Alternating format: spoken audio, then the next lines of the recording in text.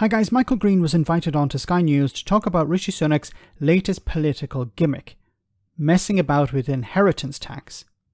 Now the Tory scam here is to suggest that the tax is punitive and impacts a great deal of people.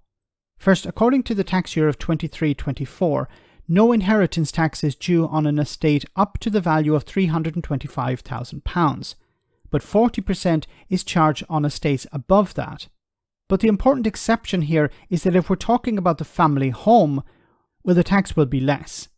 So what we're generally talking about is assets, investments and cash above £325,000. Look, it's right that every single tax is kept under consideration. I mean, I just mentioned, I think that inheritance tax is particularly punitive and unfair.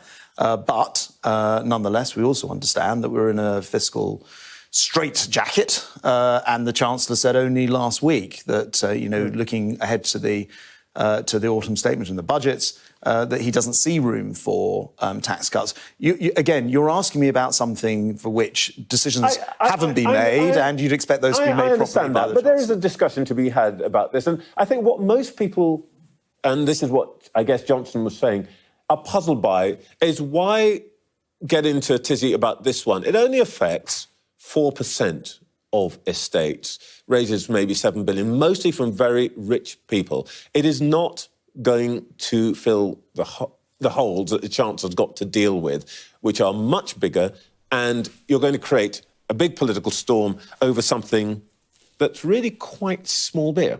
Well, again, I'd point out what you're responding to here is newspaper speculation, not a government announcement. Newspapers are there to inspired speculate. by your colleagues. Well, there's certainly people who believe that it's an unfair tax. And I would point out this about inheritance tax. You're right, not everyone pays it. I think it's a question for many people of aspiration, and people know that there's something deeply unfair about being taxed all their lives and then being taxed in death as well. But as I say, there's no actual question on the table here because no decisions have been made about these fiscal questions, and the Chancellor will do that in due time. See, this is all part of the Tory party kite-flying exercise. Put out these policies to the media, their friends like in the Daily Telegraph or the Sun or whatever, and see how the public react. See what the reaction also is from other political parties, the Labour Party in particular. So this, if they're going to abolish the inheritance tax or reduce it, it's going to help the richest in society. It's not going to help ordinary people. But the perception of the public is that, oh, everybody pays it.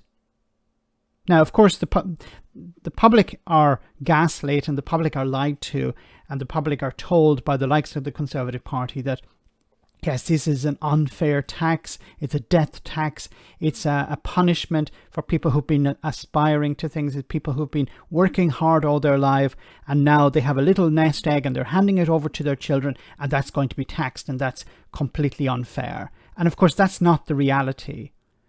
4%, we're talking about the richest in society.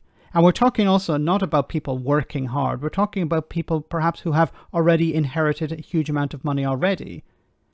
People who have inherited assets, property, things like this. This will be taxed. And it's fair that it's taxed. Now, they don't want to be taxed, of course. They would prefer no inheritance tax. But they have benefited from laws. They've benefited from rules in society, from other tax breaks, things like this, in order to build up this wealth. It's not that they have... Most people do not achieve these levels of wealth from working hard. Okay, they have benefited from a system that permits them to achieve these levels of wealth. Or they have speculated. They have been lucky.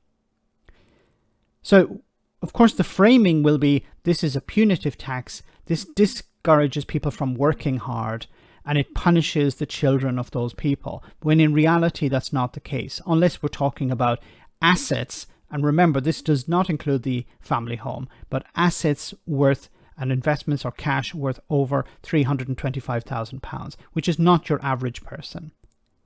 Let me know in the comment section, guys, what you think. As always, your comments are greatly appreciated. Thanks a lot.